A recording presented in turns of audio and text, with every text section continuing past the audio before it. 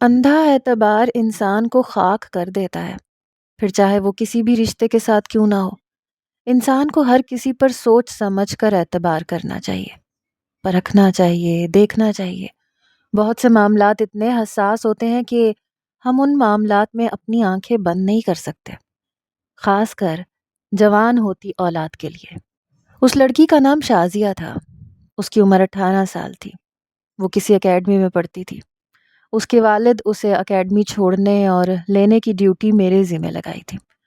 میں اسے وقت پہ اکیڈمی چھوڑ کے جاتا اور وقت سے 10 منٹ پہلے پہنچ جاتا تھا۔ اس کی اکیڈمی ایک گلی میں تھی۔ گلی کے نکڑ پر ایک دکان بھی تھی۔ میں ایک رکشہ ڈرائیور تھا۔ مجھے رکشہ چلاتے ہوئے 10 سال ہو گئے تھے۔ میرے پاس صبح کے لیے اسکول کے بچے بھی لگے ہوئے تھے، جس سے مجھے ماہانہ اچھی خاصی آمدنی ہو جاتی تھی۔ اس لیے میں سڑک پر رکشہ نہیں چلاتا تھا۔ ایک دن میں شازیہ کو لینے اس کے گھر پہنچا تو اسے آنے میں دیر ہو گئی۔ جب وہ آئی تو بہت عجلت میں تھی۔ رکشے میں سوار ہوتے ہی کہنے لگی، انکل جلدی چلیں، آج مجھے اکیڈمی پہنچنے میں دیر ہو گئی ہے۔ میں نے سر ہلا کر رکشہ آگے بڑھا دیا۔ جب میں اکیڈمی والی گلی میں پہنچا اور رکشہ گلی میں لے جانا چاہا تو شازیہ نے مجھے روک دیا۔ انکل بس مجھے یہیں اتار دیں، آگے گلی تنگ ہے اس لیے رکشہ نہیں جا سکے گا، آپ کو واپس موڑنے میں بہت تنگی ہوگی۔ میں نے اس کی بات مان لی۔ تنگ گلیوں میں رکشہ موڑنا بہت مشکل ہو جاتا ہے۔ شازیہ رکشے سے اتر کے چلی گئی۔ اس کے جانے کے بعد میں نے رکشہ موڑا اور واپس جانے لگا۔ اچانک میری نظر ایک دکاندار پر پڑی۔ وہ مجھے اشارے کر رہا تھا۔ مجھے اس کے اشاروں کی ذرا بھی سمجھ نہ آئی کہ وہ کیا کہنا چاہتا ہے۔ میں نے اس کا اشارہ نظر انداز کیا اور گھر چلا گیا۔ دوسرے دن بھی شازیہ اکیڈمی جاتے وقت لیٹ ہو گئی۔ میں نے لیٹ ہونے کی وجہ پوچھی تو کہنے لگی کہ آج ٹیسٹ ہے، اس لیے اسی کی تیاری کر رہی تھی۔ اکیڈمی والی گلی میں پہنچے تو وہ عجلت سے اتری اور تیزی تیزی سے چلتی ہوئی گلی میں چلی گئی۔ میں اسے اس وقت تک جاتا دیکھتا رہا جب تک وہ دوسری گلی میں نہ مڑ گئی۔ شازیہ میری بیٹی ہمنا کی ہم عمر تھی۔ ہمنا بھی کالج میں پڑھتی تھی۔ اسے اس کا بھائی کالج چھوڑ کر آتا تھا اور کالج سے لے کے بھی آتا تھا۔ ایسا نہیں تھا کہ میں شازیہ کو غلط نظروں سے دیکھتا تھا، بلکہ وہ مجھے اپنی بیٹی ہمنا کی طرح عزیز تھی۔ ویسے بھی لڑکیوں کی عزت کانچ کی سی نازک ہوتی ہے، ذرا سی ضرب سے کرچی کرچی ہو جاتی ہے۔ نہ جانے کیوں مجھے شک ہونے لگا کہ شازیہ اکیڈمی نہیں بلکہ اپنے کسی عاشق سے ملنے جاتی ہے۔ شازیہ مجھے ایسی ویسی لڑکی دکھتی تو نہیں تھی، اس کے باوجود میرا دل مطمئن نہیں ہوتا تھا۔ حیرت کی بات یہ تھی کہ میں جیسے ہی دکاندار کے قریب سے گزرتا تو وہ مجھے اشارے کرنے لگتا۔ اس کے اشارے میرے سر کے اوپر سے گزر جاتے تھے۔ ایک دن میں شازیہ کو چھوڑنے کے بعد دکان والے کے پاس چلا گیا۔ دکان والا 40-45 سال کی لگ بھگ عمر کا تھا۔ میں نے اس سے پوچھا، کیا بات ہے، تم ہر وقت مجھے کیا اشارے کرتے رہتے ہو؟ دکاندار جواب میں بولنے کے بجائے اشارے کرنے لگا تو میں نے ناسمجھی سے اسے دیکھا۔ مجھے سمجھ آ گیا کہ وہ دکاندار گونگا ہے۔ تصدیق کے لیے میں نے اس سے پوچھا کہ کیا تم گونگے ہو؟ تو اس نے سر ہلا دیا۔ میں نے لمبی سانس اپنے اندر انڈھیلی اور پوچھا کہ کیا تم پڑھے لکھے ہو؟ اگر لکھنا جانتے ہو تو لکھ کر بتاؤ کہ تم مجھے اشاروں میں کیا کہنا چاہتے ہو۔ دکاندار نے نفی میں سر ہلاتے ہوئے اشاروں میں بتایا کہ میں پڑھا لکھا نہیں ہوں۔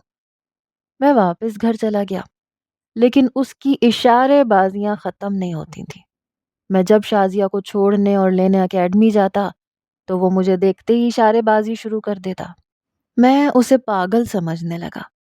حیرت کی بات یہ تھی کہ وہ صرف مجھے ہی اشارے کرتا تھا، وہاں سے گزرنے والے دوسرے لوگوں کو نہیں کرتا تھا۔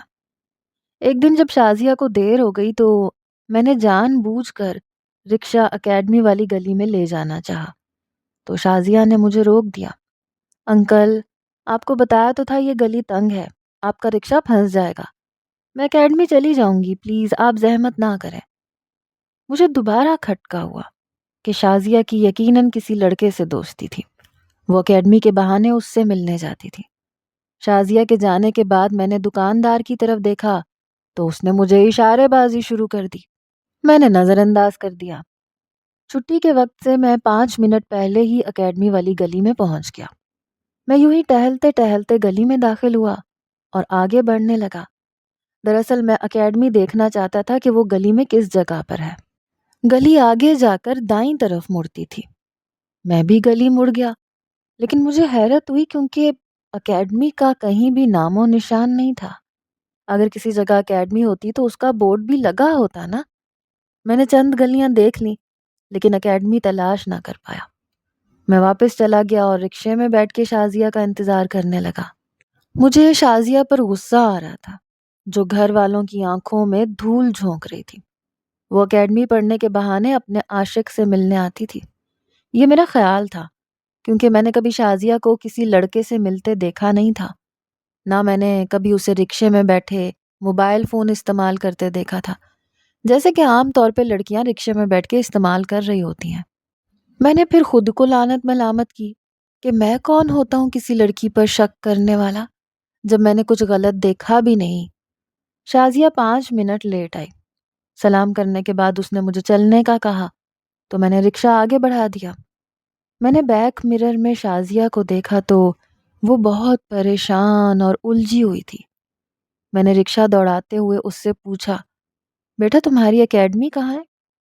میری بات سن کر شازیہ یوں چونکی جیسے خیالوں کی دنیا میں گم تھی۔ اس کے چہرے پر پریشانی کے تاثرات ابھر آئے۔ وہ ہکلا کر پوچھنے لگی، انکل آپ کیوں پوچھ رہے ہیں؟ میں نے بات بناتے ہوئے کہا کہ بیٹا دراصل میں بھی اپنی بیٹی کو اکیڈمی میں داخل کروانا چاہتا ہوں۔ کالج سے آنے کے بعد وہ نہیں پڑھتی، اس لیے تم سے پوچھ رہا ہوں۔ شازیہ چند لمحے سوچتی رہی، پھر کہنے لگی، انکل میرا مشورہ ہے کہ آپ اپنی بیٹی کو میری اکیڈمی میں داخل نہ کروائیں۔ یہاں پڑھائی خاص نہیں ہوتی۔ مجھے اس کی بات حیرت میں مبتلا کر گئی۔ اگر اکیڈمی میں پڑھائی خاص نہیں ہوتی تو پھر وہ کیوں پڑھ رہی تھی؟ یہی سوال جب میں نے شازیہ سے کیا تو وہ گڑبڑا گئی اور کوئی جواب نہ دے سکی۔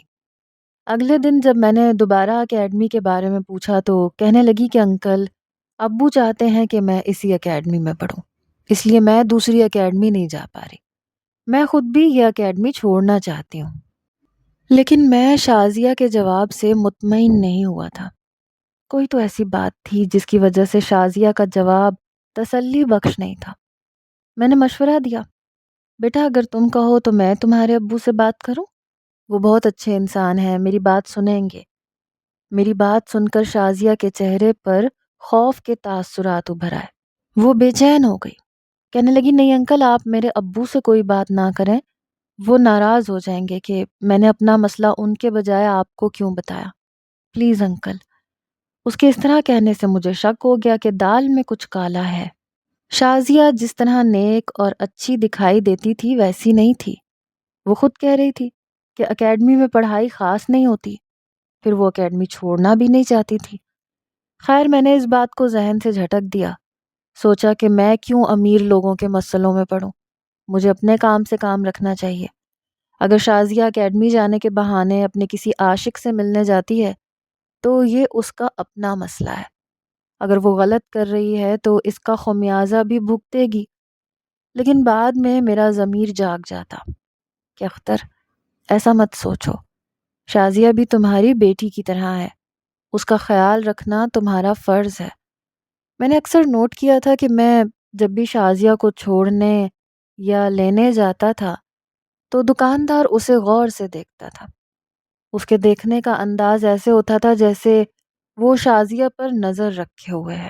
شازیہ اس کی طرف نہیں دیکھتی تھی، وہ اسے نظر انداز کر دیتی تھی، لیکن دن بدن وہ پریشان اور کھوئی کھوئی سی رہنے لگی تھی۔ اگلے دن جب وہ اکیڈمی والی گلی میں داخل ہوئی تو میں بھی اس کے پیچھے چل دیا۔ میں محتاط تھا کہ کہیں وہ مجھے دیکھ نہ لے۔ وہ ہمیشہ نظریں جھکا کر چلتی تھی۔ وہ دوسری گلی میں مڑ گئی۔ میں بھی جیسے ہی گلی میں مڑا تو میں یوں رک گیا جیسے میرے قدم زمین نے جکڑ لیا ہو۔ میری حیرت کی انتہا نہ رہی کیونکہ اس گلی میں شازیہ یوں غائب ہو چکی تھی جیسے وہ جن یا بھوت ہو۔ میں آنکھیں پھاڑ پھاڑ کے گلی میں ادھر ادھر دیکھ رہا تھا۔ میری نظریں اکیڈمی کی تلاش میں تھیں، لیکن وہاں تو کسی اکیڈمی کا کوئی نام و نشان تک نہ تھا۔ میں نے آگے بھی جا کر دیکھا گلی کافی کشادہ تھی اور اس میں سے رکشہ گزر سکتا تھا۔ پھر شازیہ نے مجھے رکشہ لے جانے سے روکا کیوں تھا؟ وہ کیوں جھوٹ بولتی تھی کہ گلی تنگ ہے، رکشہ نہیں جا سکتا؟ پھر اکیڈمی کا بھی نام و نشان نہیں تھا۔ میں واپس چلا گیا اور رکشے میں بیٹھ گیا کہ دکاندار نے اشارہ کر کے مجھے اپنی جانب متوجہ کیا۔ میں نے بھی اشارے سے پوچھا کہ کیا بات ہے، کیا کہنا چاہتے ہو؟ جواب میں وہ بھی اشاروں سے کچھ بتانے لگا۔ اس کے چہرے پر فکر مندی کے تاثرات تھے۔ جب مجھے اس کے اشارے سمجھ نہ آئے تو میں جھنجھلا کر چلا گیا گھر کی طرف۔ رکشہ دوڑاتے ہوئے میں سوچ رہا تھا کہ کیا مجھے شازیہ کے والد کو بتانا چاہیے کہ وہ جس اکیڈمی میں پڑھنے جاتی ہے اس کا تو سرے سے وجود ہی نہیں ہے، وہ کہاں جاتی ہے اس سے پوچھیں۔ گھر پہنچنے تک میں کسی بھی نتیجے تک نہیں پہنچ سکا تھا۔ میری بیوی نے مجھے پریشان اور الجھا ہوا دیکھا تو وہ پوچھے بنا نہ رہ سکی۔ میں نے اسے ساری بات بتا دی۔ وہ کہنے لگی، اختر تم خیال رکھنا، ایسا نہ ہو بات بگڑ جائے، وہ لڑکی اپنے عاشق کے ساتھ بھاگ جائے اور الزام تم پہ آ جائے۔ بیوی کی بات درست تھی، اگر شازیہ اپنے عاشق کے ساتھ فرار ہو گئی تو اس کا باپ مجھے بھی پکڑوا سکتا تھا۔ چنانچہ میں نے شازیہ کے باپ سے ملنے کا فیصلہ کر لیا۔ اگلے دن شازیہ کو اکیڈمی چھوڑنے کے بعد میں اس کے گھر پہنچ گیا۔ چوکیدار نے بتایا کہ اس کا باپ گھر پر نہیں ہے۔ خاتون خانہ سے میں بات نہیں کرنا چاہتا تھا، اس لیے واپس چلا گیا۔ شازیہ کو چوکیدار کے ذریعے پتا چلا کہ میں اس کے باپ سے ملنے اس کے گھر گیا تھا۔ اگلے دن جب میں اسے اکیڈمی چھوڑنے جا رہا تھا تو اس نے پوچھا، انکل آپ کل میرے ابو سے کیوں ملنے گئے تھے؟ میرے پاس اس کی بات کا کوئی جواب نہیں تھا، تاہم میں نے بہانہ بنایا کہ وہ کرائے کے حوالے سے بات کرنی تھی۔ شازیہ سمجھدار اور ذہین لڑکی تھی، وہ میرے جواب سے مطمئن نہیں ہوئی، لیکن اس نے کھوجنے کی کوشش بھی نہیں کی۔ واپسی پر جب میں اسے لینے گیا تو اسے آنے میں کافی دیر ہو گئی۔ شام ہو گئی تھی، اندھیرا پھیل رہا تھا، مجھے تشویش ہونے لگی۔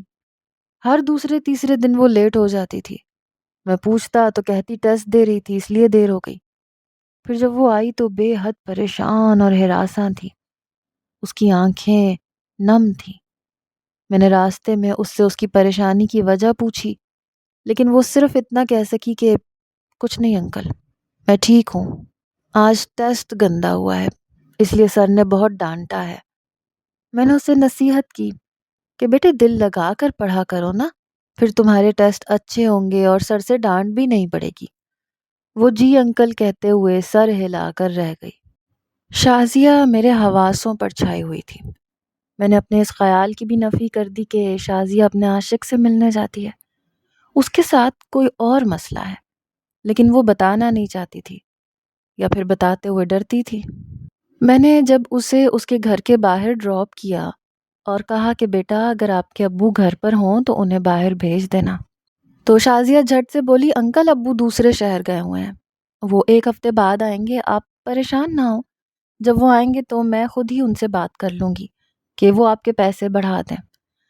اس کے جانے کے بعد میں نے بھی رکشہ آگے بڑھا دیا۔ تھوڑی دور ہی گیا تھا کہ میری نظر ایک آدمی پر پڑی۔ اسے دیکھتے ہی میری حیرت کی انتہا نہ رہی۔ وہ آدمی کوئی اور نہیں شازیہ کا باپ تھا۔ اس کے ہاتھ میں شاپر تھا جس میں کھانے پینے کی چیزیں تھیں۔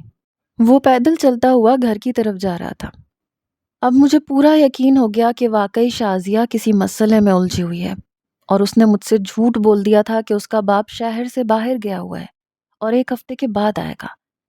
میں نے شازیہ سے بات کرنا مناسب نہ سمجھا، بلکہ کھوج میں لگ گیا کہ آخر وہ کس مشکل میں پھنسی ہوئی ہے۔ سوچتے سوچتے میرا دھیان گونگے دکاندار کی طرف چلا گیا، کہیں وہ تو اسے پریشان نہیں کر رہا۔ دکاندار کا گھور گھور کر شازیہ کو دیکھنا مجھے اچھی طرح یاد تھا۔ اس کی آنکھوں میں ہوس نہیں ہوتی تھی، لیکن اس کے دیکھنے کا انداز بڑا عجیب ہوتا تھا۔ ایک دن جب شازیہ اکیڈمی سے واپسی پر رکشے میں بیٹھ رہی تھی تو میں نے دکاندار کی طرف دیکھا، شازیہ بھی اسے دیکھ رہی تھی۔ دکاندار شازیہ کو اشارے کر رہا تھا اور شازیہ کو غصہ آ رہا تھا، لیکن وہ بولی کچھ نہیں۔ مجھے غصہ آیا تو میں دکاندار کے پاس چلا گیا اور اسے خوب سنائی کہ تمہیں شرم نہیں آتی؟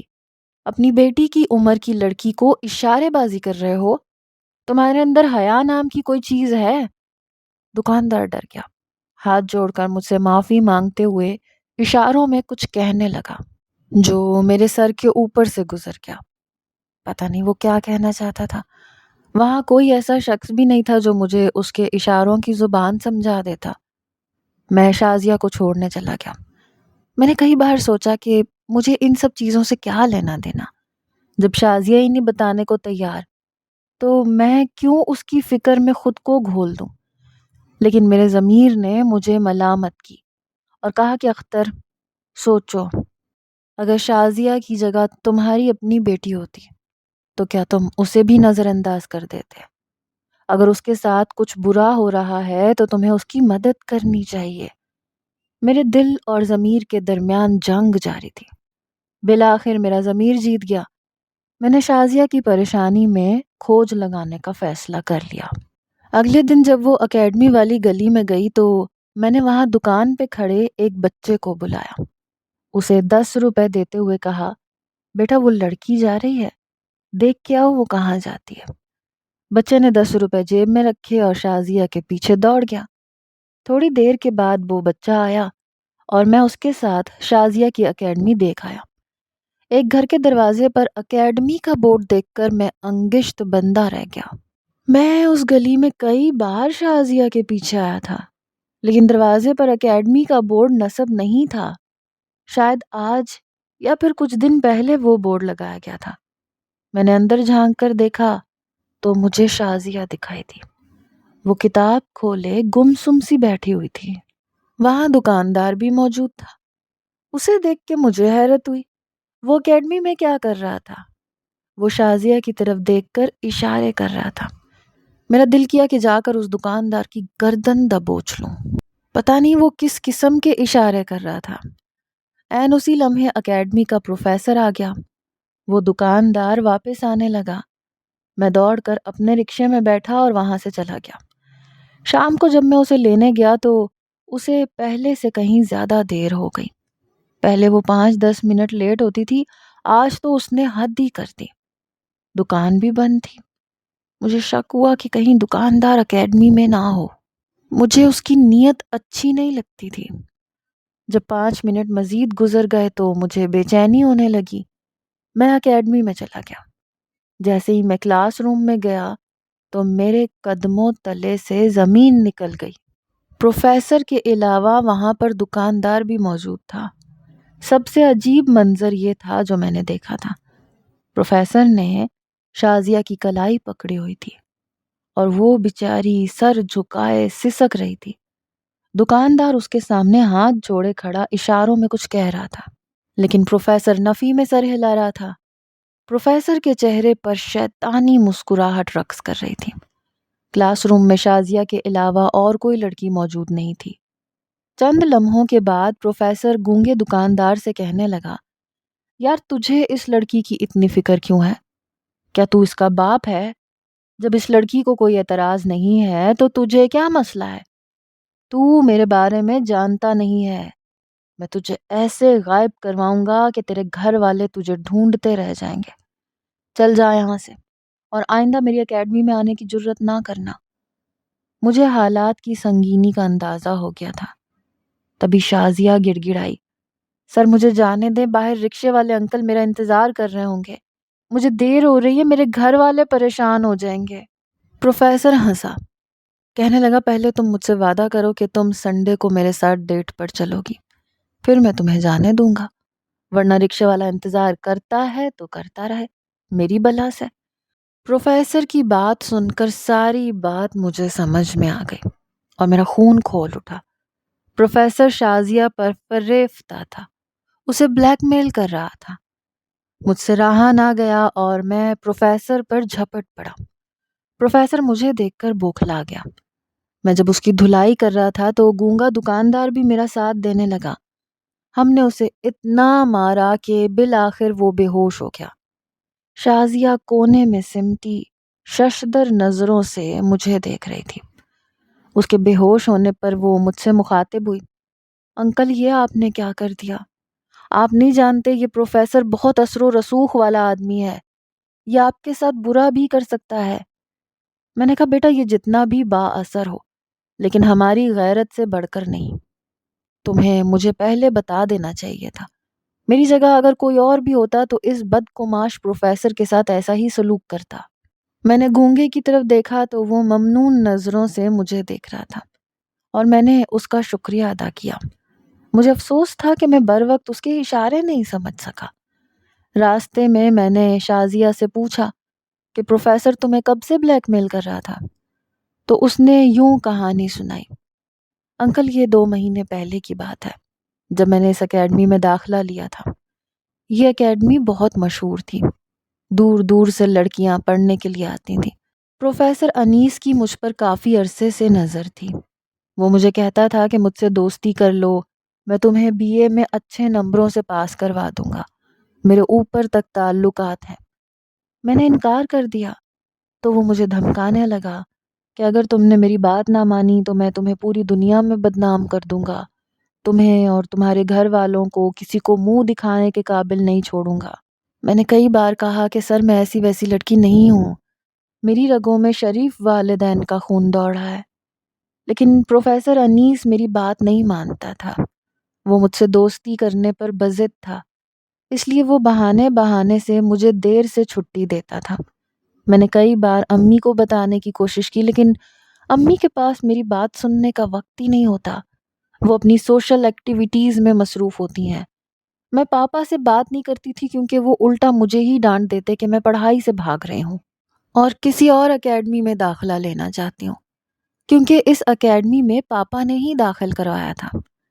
آپ مجھ سے بار بار میری پریشانی کی وجہ پوچھتے تھے لیکن میں خوف کے مارے آپ کو بھی بتا نہیں پاتی تھی۔ آپ سے اس دن بھی جھوٹ بولا تھا کہ میرے پاپا دوسرے شہر گئے ہوئے ہیں، مجھے شک پڑ گیا تھا کہ آپ کو مجھ پہ شک ہے اور آپ پاپا سے میرے بارے میں بات کرنا چاہتے ہیں۔ میں ڈر گئی تھی کہ کہیں میرے پاپا غلط نہ سمجھ لیں، وہ مجھے یہی کہیں گے کہ میں پروفیسر انیس سے پڑھنا نہیں چاہتی کیونکہ ان کی نظر میں وہ بہت اچھا پڑھاتے ہیں، اسی لیے مجھے یہ کرنا پڑا۔ لیکن آج آپ اپنی آنکھوں سے دیکھ لیا ہے، مجھے ڈر لگ رہا ہے میرے پاپا مجھے ڈانٹیں گے۔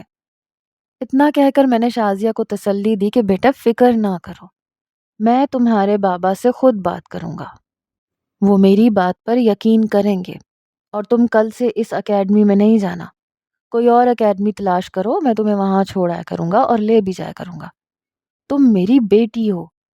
میری بات پر شازیہ کی ڈھارس بندھی اور وہ مطمئن ہو گئی۔ میں ان والدین سے کہنا چاہوں گا جو بچیوں پر دباؤ ڈالتے ہیں اور کہتے ہیں کہ وہی کرو جو ہم کہتے ہیں، ایسے نہیں ہونا چاہیے۔ آپ کو اپنی بچیوں کو اعتماد دینا چاہیے، ان سے ان کی رائے لینی چاہیے، اپنے فیصلے زبردستی ان پر مسلط نہیں کرنے چاہیے، ورنہ لڑکیوں میں اعتماد پیدا نہیں ہوگا۔